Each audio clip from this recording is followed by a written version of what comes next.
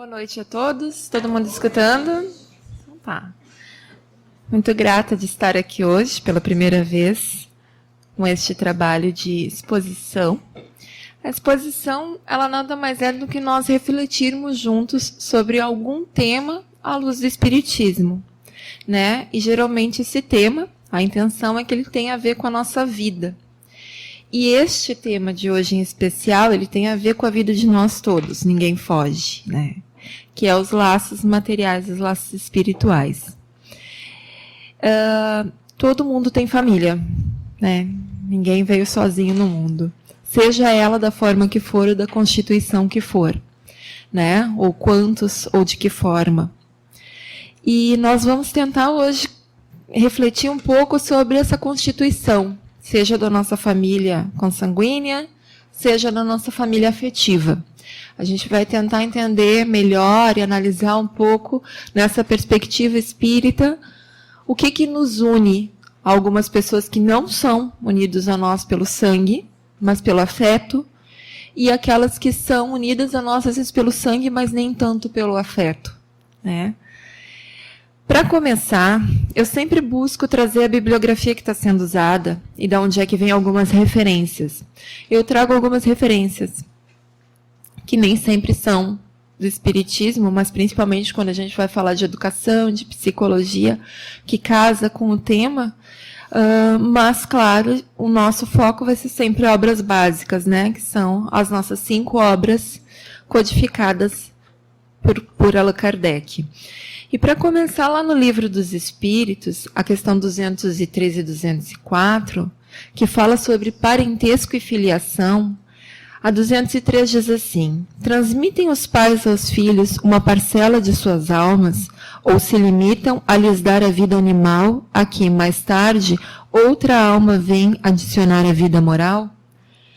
A resposta é: dão-lhes apenas a vida animal, pois que a alma é indivisível.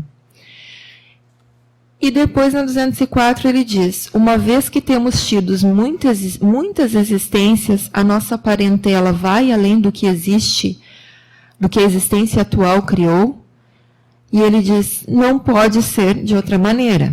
A sucessão das existências corporais estabelece entre os espíritos ligações que remontam às vossas existências anteriores. Daí, muitas vezes, a simpatia que vem a existir entre vós e certos espíritos que vos parecem estranhos.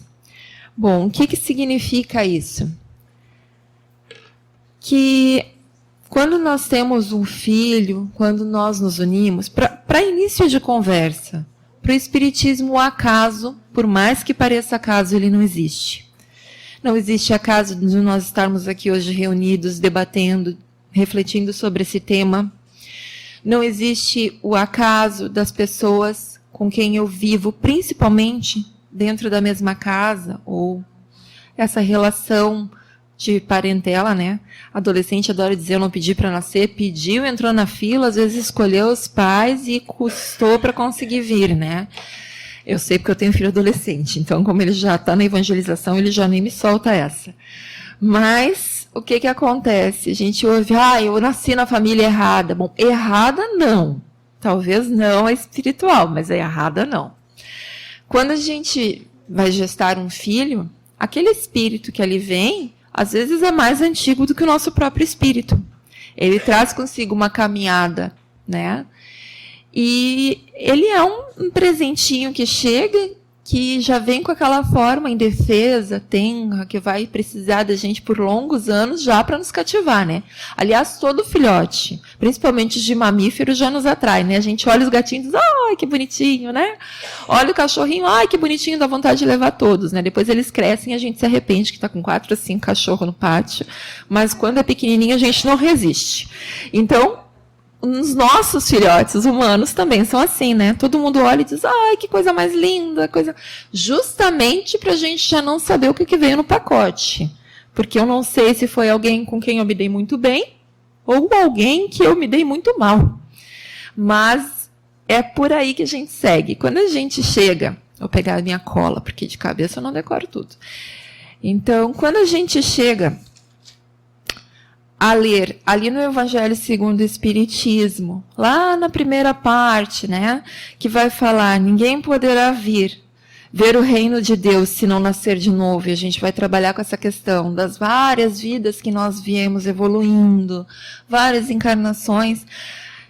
Entra essa questão, tá, mas eu vim várias vezes, eu vim com a mesma família, eu vim com outra família, já imaginaram chegar lá no plano espiritual e se deparar com as 10 ex-mulher, com as 10 ex-sogra, com os 10 ex-sogro, com as 10 ex-marido, com os 500 filhos que eu tive nas últimas 10 encarnações? Complica, né? Não dá. Então a gente para e pensa, essas relações parentais que nós temos aqui na Terra, elas são, assim como o nosso corpo, ferramentas de aprendizado. Fictícias, de certa forma, mas necessárias no nosso plano. Nossa configuração social da Terra, a célula base dela é a família.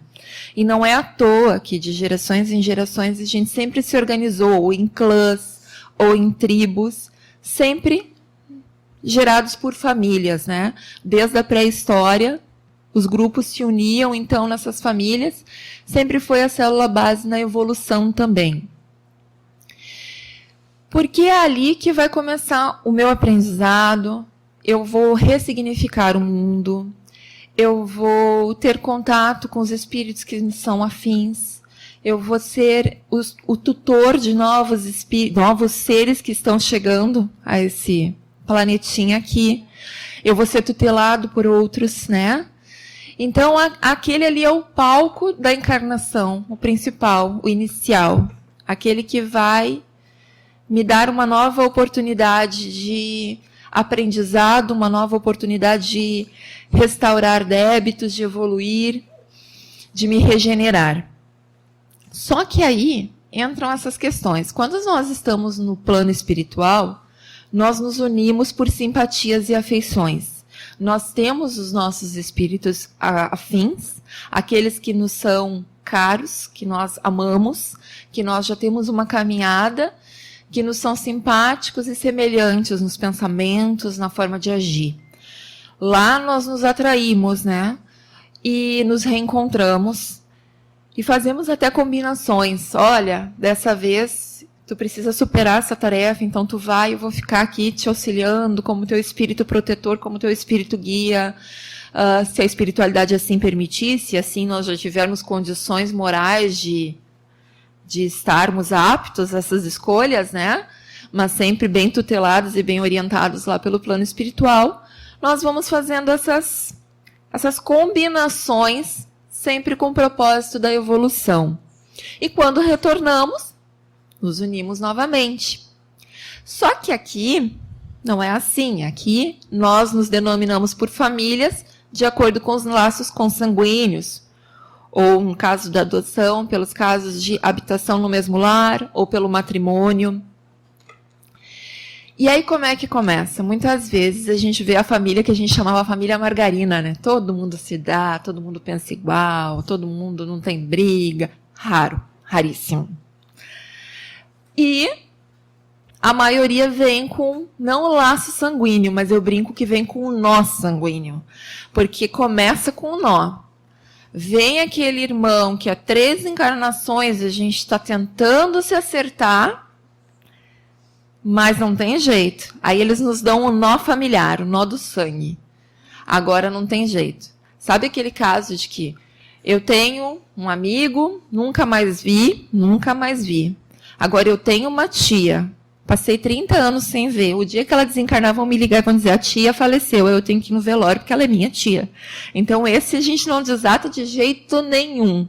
Esse nasceu sobrinho, vai ser sempre sobrinho, nasceu tia, vai ser sempre sobrinho. Ninguém se divorcia de pai, ninguém se divorcia de mãe, ninguém se divorcia de primo, de tia. Pode até não se dar, mas está ali na família.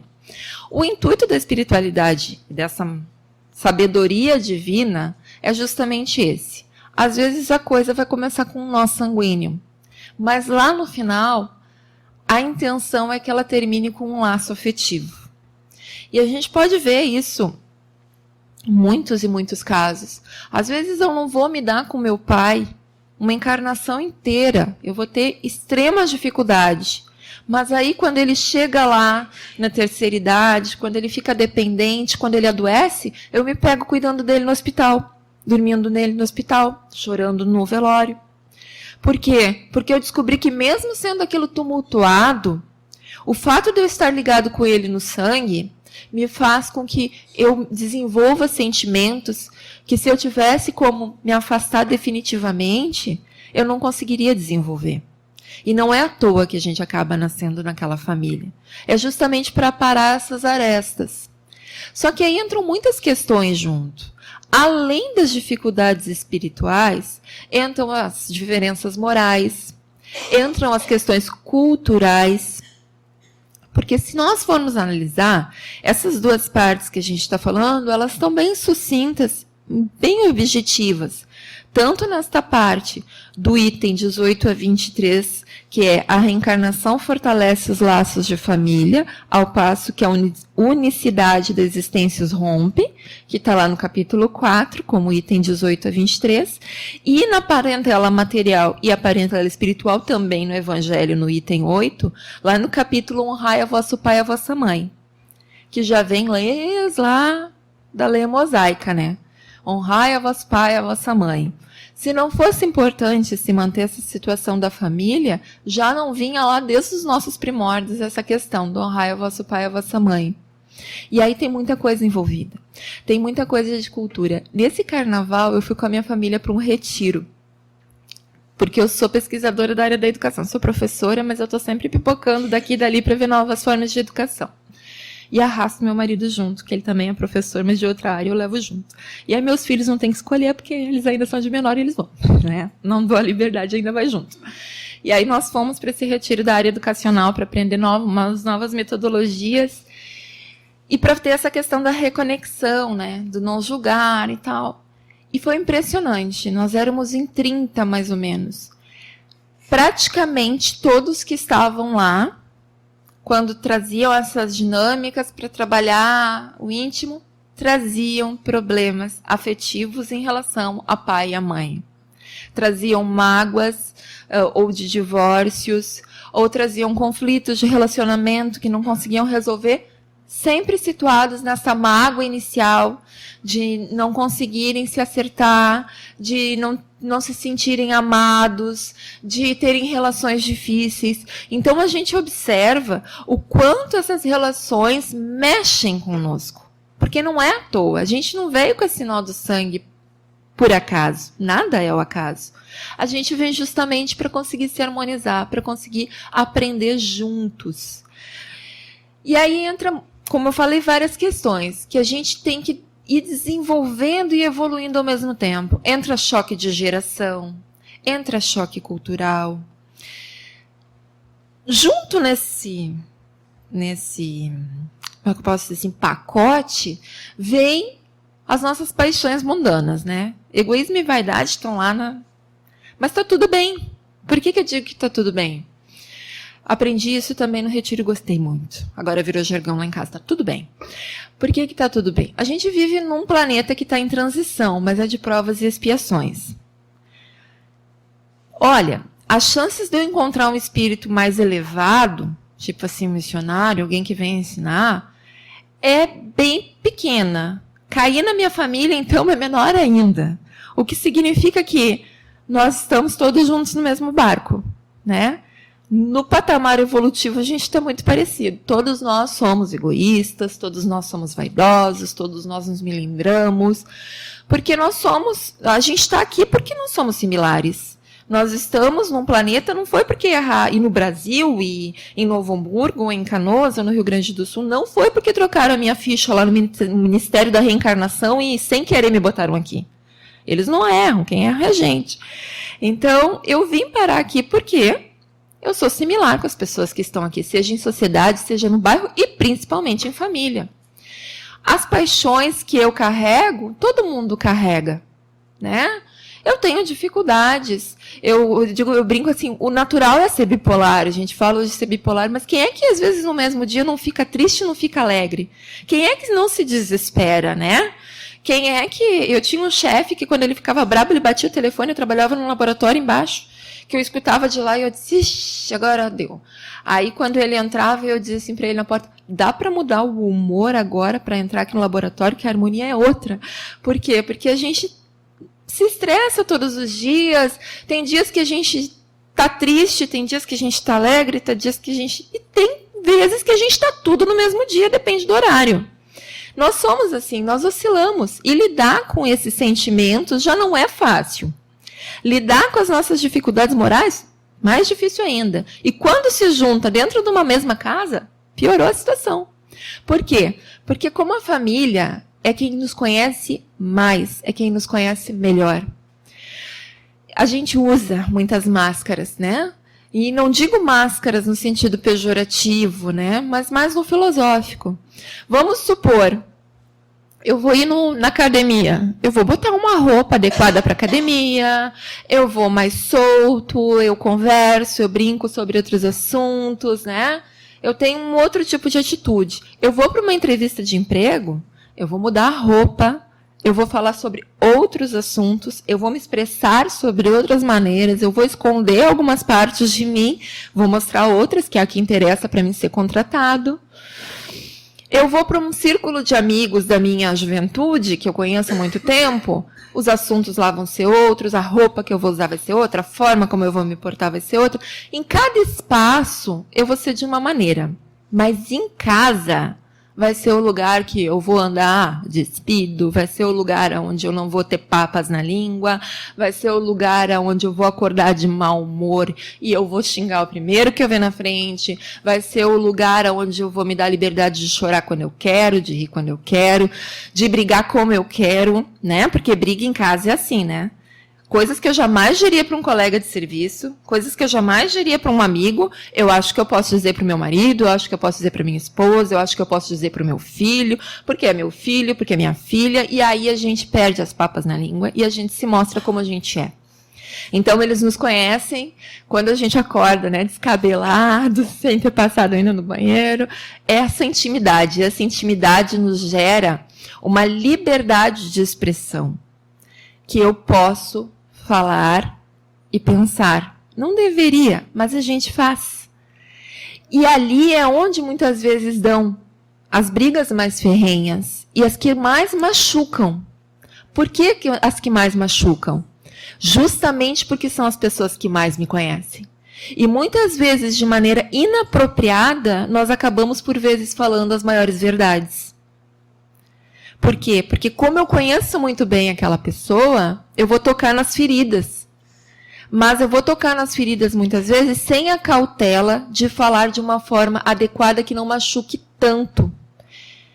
Eu, o outro, o pai, a mãe, o filho, né? E aí é que gera muitas vezes esse conflito.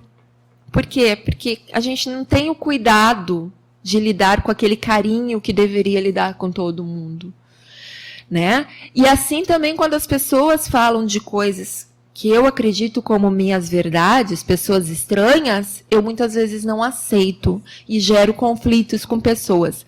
E isso é corriqueiro. Por quê? Porque nós temos aí uma ancestralidade. Quando eu trago a minha fala, isso já os filósofos desde a antiguidade, principalmente os pós-modernos, falam, eu não estou falando com uma voz, eu não estou falando o que eu penso, mas muitas vezes eu estou falando o que eu aprendi, e o que eu aprendi principalmente em casa. Então, quando eu estou falando, eu estou reproduzindo uma moral e uma conduta que veio da minha avó, que passou para minha mãe e que chegou até mim. E essa se torna a minha verdade. Isso é cultura. Se, por exemplo, eu tivesse nascido num país muçulmano, eu acharia super natural um homem poder contrair mais de um matrimônio, as mulheres andarem de burca e rosto tapado. Eu acharia ofensivo olhar uma mulher ocidental dessa forma que eu vejo. Por quê? Porque isso é cultura.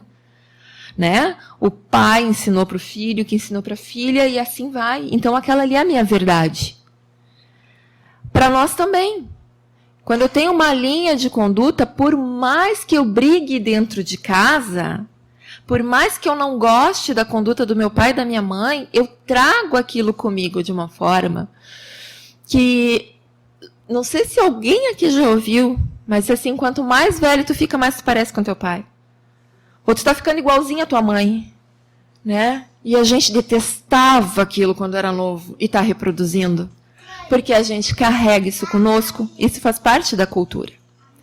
Só que aí entra os choques de geração. Eu venho lá do plano espiritual cheio de ideia, né? Passei por aquele período na erraticidade, que é o período entre uma encarnação e outra. Estou ali feliz da vida, né? Bah, agora vai dar tudo certo, vou lá. A gente brinca assim, fiz planos para conseguir sanar 3 coisas que eu deixei no passado lá para corrigir, né? Dessa vez eu vou lá, eu vou conseguir suprir 3. Aí sai daqui endividado com 6. Né? Não supriu aquelas 3, ainda carregou mais 3. Então, por que isso, muitas vezes? A gente vem do plano espiritual e passa por um processo aqui na Terra chamado educação. E o primeiro berço é a família. E muitas vezes nós ainda temos uma educação muito castradora, muito cheia das nossas dificuldades, né? E a gente pode ver que a criança ela é muito espontânea. A criança, ela olha no olho, né? Na penúltima Congés, que é o Congresso de Jovens Espíritas, a gente fez uma dinâmica muito simples, que era tocar uma música e os jovens ter que pegar outro jovem que eles não conheciam e olhar 5 minutos olho no olho. Eu peço para vocês agora olhar para as pessoas na volta no olho. Olhem em volta de vocês no olho. E olhem o estranhamento que isso nos gera. A gente vai perdendo com o tempo essa coisa de olhar no olho, essa coisa de ser espontâneo, porque a gente é educado, né? Então a gente vai se castrando. Aí, junto com isso, muitas coisas que lá na primeira infância estão do plano espiritual ali já emergindo, a gente vai, opa, não dá, né? E aí começam as nossas dificuldades, porque a minha moral é muito diferente daquele espírito que veio como meu pai, daquele espírito que veio como minha mãe, daquele espírito que veio como meu irmão, e aí eu já estou incomodado, e aí já começam as brigas, e a castração vai vindo e vai vindo. Nós temos o dever de educar, dentro da lei do Cristo. Só que no mundo que nós vivemos, é muito difícil a gente viver dentro da lei do Cristo, né? Muito difícil. Eu me lembro que uma vez eu vi o Thiago Berti lá na URGS falar, e eu fiquei com isso na cabeça por anos, que ele disse assim, nós estamos numa sociedade doente, muito doente. E o problema é que nós somos adultos tentando adoecer filhotes de humanos. E muitas vezes a gente passa os nossos traumas, as nossas dificuldades para essas crianças que estão chegando. Porque a gente não consegue lidar com isso. Lidar com as nossas dificuldades a gente bota na malinha, né? E aí essa malinha vai ficando pesada porque essa malinha é pesada para nós. E às vezes isso vai ser a nossa malinha que foi passada por um pai que queria, não sei, que eu fosse muito bem sucedido materialmente, queria que eu fosse médico, eu não consegui ser médico. Então eu vou focar e vou passar isso para o meu filho, eu quero que ele seja médico, eu quero que ele seja alguma coisa. E a nossa preocupação materializa. Por que eu digo materializa? Porque a gente foca demais no material. Às vezes, eu estou preocupado se o meu filho vai ser engenheiro, vai ser médico, vai ser isso, vai ser aquilo, e eu não estou preocupado se ele vai ser um homem de bem, que é o que o Cristo me pediu. Né? A gente vai descolando das coisas simples que o Cristo pediu. E aí a coisa piora, a coisa grava.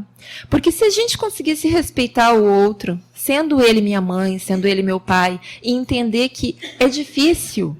Porque quando eu falo, eu não estou falando de mim. Quando o meu pai fala, né, por mais que às vezes eu não concorde, não é só o meu pai que está falando ali. É o meu avô, é o meu bisavô. Porque ele está trazendo tudo aquilo que ele aprendeu disso. Toda essa caminhada que eles trouxeram e passaram para ele. Então, às vezes, quando eu digo, isso não está certo, eu não concordo, eu vou magoar tanto, não é tanto pelo egoísmo dele, de não aceitar, ou pela vaidade, ou pelo orgulho de dizer não é assim. Mas é que aquela ali é a minha verdade. Eu aprendi assim com meu pai, eu aprendi assim com meu avô. Né? Na minha família sempre foi assim, como agora tu vai chegar e vai dizer não é assim, é de outro jeito, tu não concorda, né? E isso magoa a gente quando outros de fora vêm e nos dizem isso, e magoa os nossos familiares, principalmente com esse jeito mais brusco que a gente fala, achando que não precisa ter esse carinho. E às vezes eu posso entender que ele pensa assim, que a minha mãe pensa assim, que o meu pai pensa assim, mas que tá tudo bem. É isso que a gente estava brincando lá em casa, tá tudo bem. Por que tá tudo bem? Porque a gente pode coexistir com as nossas aprendizagens, né? Que às vezes o meu filho, eu orientei tanto para ele ser médico, para ele ser advogado, ou para ele fazer assim, ou para ele fazer assado, e ele não quis. E eu tenho que entender que eu não sou o dono daquele corpinho, muito menos daquele espírito, que aquele espírito já veio com uma carga, já veio com a sua própria missão, que já é uma grande coisa, né, para se dar conta. Que a minha função é educá-lo dentro das leis cristãs. Educá-lo. E qual é o resumo da lei do Cristo? Amar a Deus sobre todas as coisas e ao próximo como a ti mesmo. Então, se eu me magoo quando alguém chega e me diz, não está certo o que tu está pensando, eu não concordo contigo, e eu digo, mas como assim? Não, está tudo bem. Todo mundo tem o direito a pensar diferente de mim. Está tudo bem, né? A gente pode, porque se eu colocar o amor na frente disso e entender que existe a experiência dele, que existe pessoas que antes ensinaram isso para ele também querendo bem, a gente nunca faz as coisas para os nossos próximos querendo mal. Nós temos tendência ao mal. Nós somos espíritos ainda de terceira ordem. Né? Basta vocês verem, assim, se eu disser para vocês, olha, vai ter uma ação, tragam aqui 1 quilo de alimento e tal, né? Venham no domingo ajudar a casa e tal. E der um acidente ali na esquina, eu jogo com vocês que 80% vai chegar em casa e vai contar do acidente ali da esquina e não vai lembrar de falar para ninguém da ação que vai ter no domingo aqui. Por quê? Porque como nós ainda temos um chamarisco para o mal, que é parecido com a nossa moral, as coisas que acontecem para o mal nos atraem muito mais. É a fofoca, né? É o acidente da esquina, é a violência, é a tragédia. E a leitura que eles fizeram ali me fez pensar muito disso, que a leitura, não vou me lembrar o título, mas falava justamente isso. Não se deixe atrair pelas notícias ruins, né? Agora tem o coronavírus, todo mundo está no coronavírus, né? Meu filho já tentou hoje de manhã, né? Quando ele leu que, tinha agora coronavírus, ele disse, mãe, já podemos entrar em quarentena. Eu disse, tu vai para a aula. Né? Tu vai para a aula. Porque ele já vamos ficar em casa. Eu digo, não, tu vai para a aula. Então, a gente tem essa tendência ao mal. Basta ligar o jornal para saber. Quer que dá ibope? Tragédia. Mas a gente tem que começar a mudar isso. E aí lá o Divaldo vai dizer que no livro Transição Planetária, que o que está acontecendo? A gente vem caminhando a passos largos nos últimos 80 anos na ciência. É microscópio, homem na Lua, Bom, a cada dia, né? Hoje eu tenho a vida na mão, né? No meu celular. Tem a minha agenda, tem as minhas fotos, tem os meus contatos, né? Tenho 1000 pessoas ali com quem eu estou falando. E aí acontece aquilo, né? Perdi o olho no olho. E estou ali com aquela vida. Cada vez está menor e mais informação. Mas em moral, a gente está mais perto do Neandertal ainda.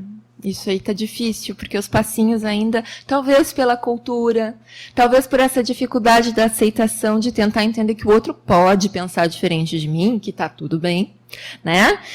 Porque a gente pode coexistir com as nossas ideias, sabendo se respeitar e se amar, sem querer mudar o outro, sem me sentir ofendido porque ele pensa diferente. Mas é difícil a gente mudar, e cada um vai ter o seu tempo. E cada um vai ter as suas verdades, né? Embora a gente saiba que a verdade única são as leis de Deus, que essas são imutáveis para esse nosso planetinha, que é um grãozinho de areia no meio do cosmos, e se a gente fosse botar em matemática, o grãozinho de areia, eu ainda estou botando a Terra num status bem legal, porque a gente é menos do que isso, né? Mas esse planetinha, assim, nessa imensidão, serve para nós. Ele foi feito com muito carinho para nós, né? E a gente tem que aproveitar essa oportunidade, a gente tem que aproveitar para exercitar isso. Exercitar que, bom, talvez eu venha nessa casa com aquela pessoa que é difícil, que, nossa, não tem jeito, mas que é para isso que eu vim, é para aprender a escutar. É para aprender, às vezes, o silêncio fala muito. O silêncio, às vezes, é o maior respeito que a gente pode ter um pelo outro. E, às vezes, o fato de não concordar, mas não tentar convencer, pode ser uma grande prova de amor, ou pelo menos o exercício para isso.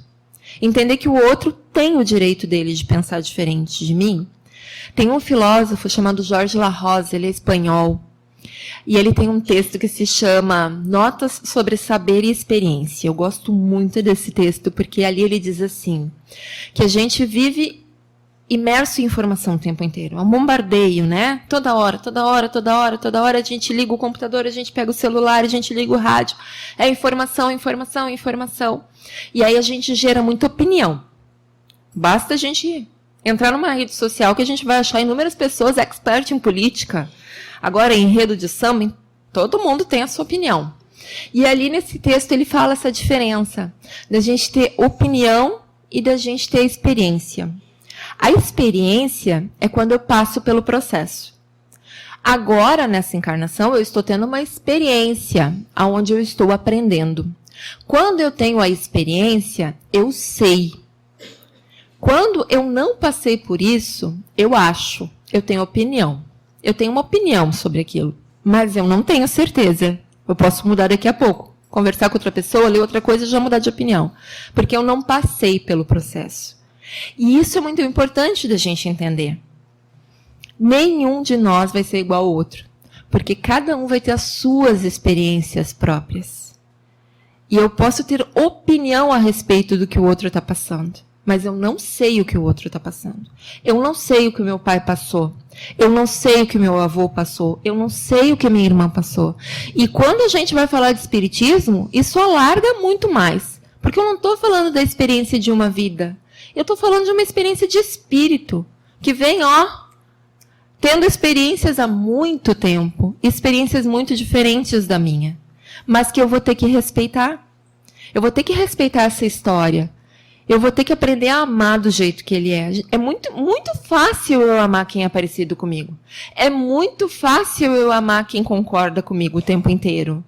Né? O difícil é eu amar quem não concorda. O difícil é eu amar quem não pensa como eu penso. Quem não teve as minhas experiências. Só que ninguém teve a experiência um do outro. Ninguém. Eu era bem rígida na educação dos meus filhos, meu marido mais ainda, né? E aí teve um tempo que eu trabalhei com mulheres em ciclos de violência, né? Nós temos uma coisa que, olha, já tira um peso da nossa mala se a gente começar a praticar, que é o julgamento. Se nós conseguirmos parar de julgar, nossa, gente, isso tira assim um peso do nosso coração que é maravilhoso. Por quê? Porque eu me lembro assim que quando eu fui trabalhar, eu tinha aquela ideia. Tá nessa vida assim porque quer. Tá nessa vida. E aí eu tive que lidar com elas. E eu comecei a descobrir que tinha um ciclo, né? Que é cultural. Em geral, a mulher que ela passa por um ciclo de violência, ela apanhou do pai ou dos padrastos, né? Depois ela apanha dos companheiros e depois, por fim, ela apanha geralmente dos filhos homens. Porque naquele meio, para ela é cultural. Então, assim como eu falei das mulheres, por exemplo, de outras etnias, de outras religiões que usam roupas diferentes da nossa, que têm outra relação, isso também é cultural. Eu me lembro assim que uma vez eu fiquei muito chocada que eu cheguei num lugar onde elas tinham uma cultura de que se o companheiro não batesse nela é porque ele tinha arrumado outra na rua. Porque elas sabiam que eles ainda estavam bem vinculados quando rolava um pega ali, né? Então, para nós, a gente olha aquilo e diz assim, gente, como? Mas é que porque eu não vivi o que elas viveram. Eu não nasci na família que elas nasceram. Eu não tive a criação que elas tiveram. Então, a gente julga. A gente julga pelas nossas verdades. Na minha família não era assim, né? Para mim, isso é um absurdo. Só que quando a gente se remete na história, a gente vai ver que isso acontecia muito, né? A gente vai ver que o infanticídio não era punido na Idade Média. Ou seja, se eu ganhei um filho, eu já tenho 12, não tem como sustentar, e eu tocar ele no poço, tranquilo. É meu mesmo, né? Geralmente a criança nem vive até os 7 anos, não tinha problema algum. Né? Lá em Roma, eles tinham a pilastra dos rejeitados, que se a criança nascia, eles não queriam a criança, eles largavam lá. Se alguém quisesse, pegava, senão quando morria, o pessoal lá da limpeza pública ia lá e botava fora. Choca? Choca. Mas isso fez parte da nossa cultura, um dia, há muito tempo atrás. Mas hoje tem tantas culturas diferentes da nossa que nos causam esse choque. E a gente se assusta quando a gente para e analisa isso. Por quê? Porque a gente julga. A gente julga. E quando a gente entra com o Divaldo falando que para ajudar nessa questão moral da evolução, estão vindo vários espíritos já a passos largos da evolução de uma outra orbe, e encarnando aqui, né, desde a década de 80, para ajudar com que a gente dê uma avançada na moral. E eles chegam, como nossos filhos, como nossos netos.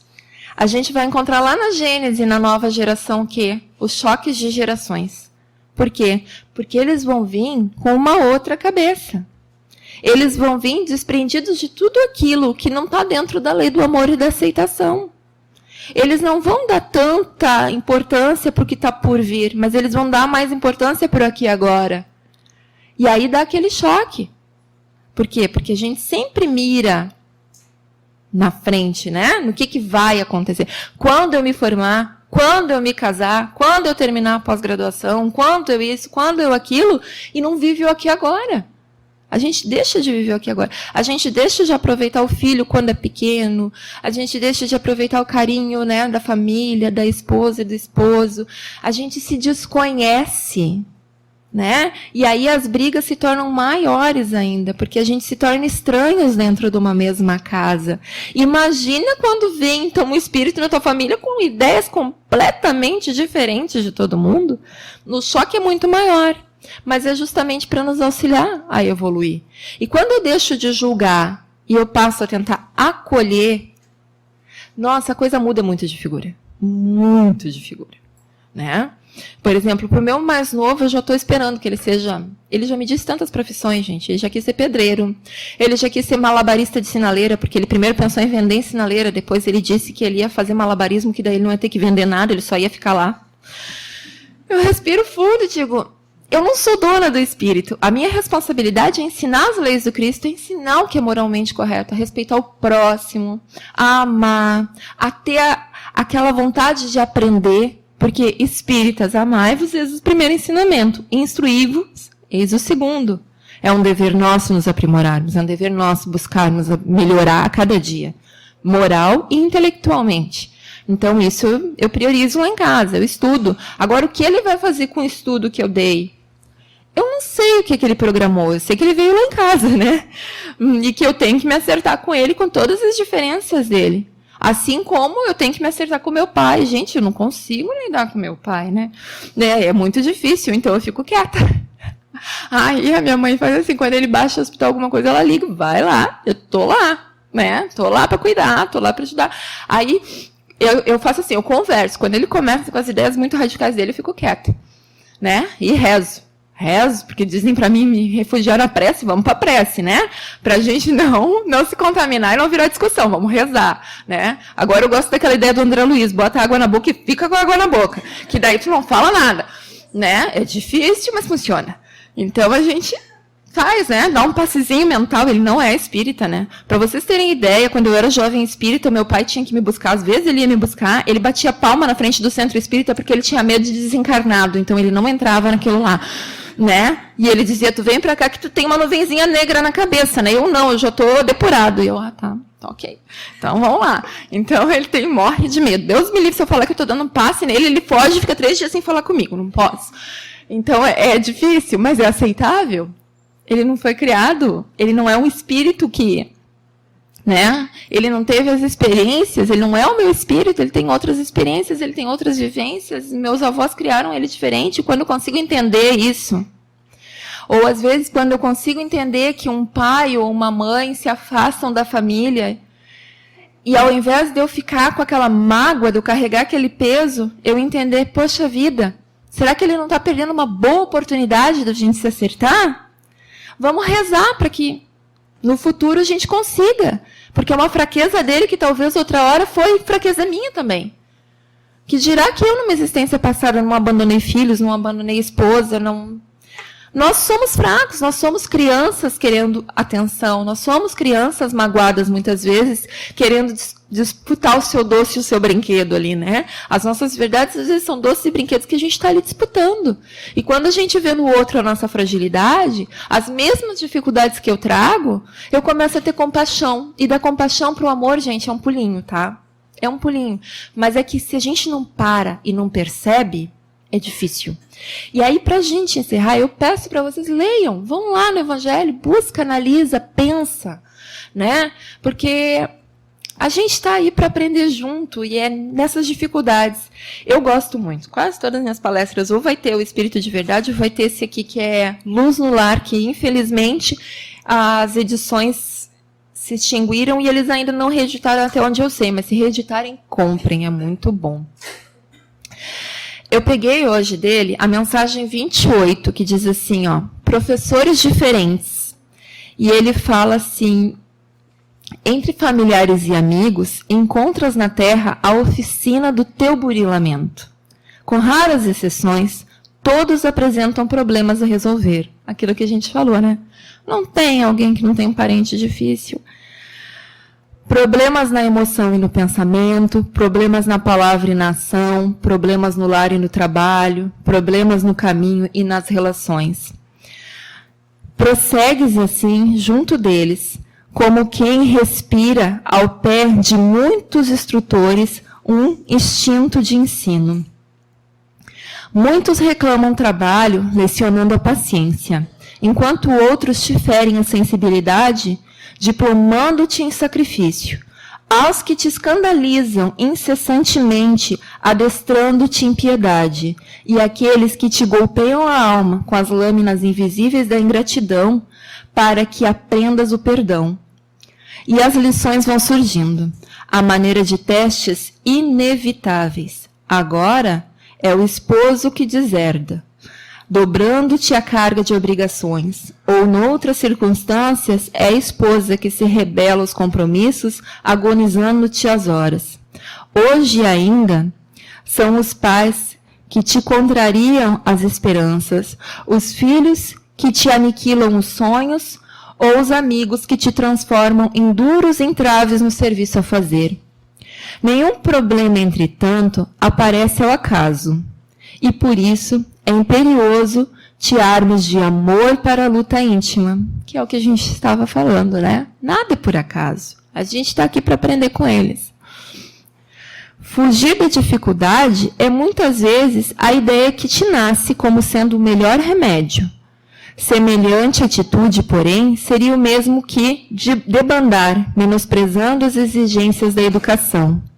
Carrega, pois, com serenidade e valor o fardo de aflições que o pretérito te situa nos ombros, convicto de que os associados complexos do destino são antigos parceiros de tuas experiências, a repontarem do caminho, solicitando contas e acertos. Seja qual for o ensinamento de que se façam intérpretes, roga a sabedoria divina que te inspire a conduta, a fim de que não percas o merecimento da escola a que a vida te conduziu.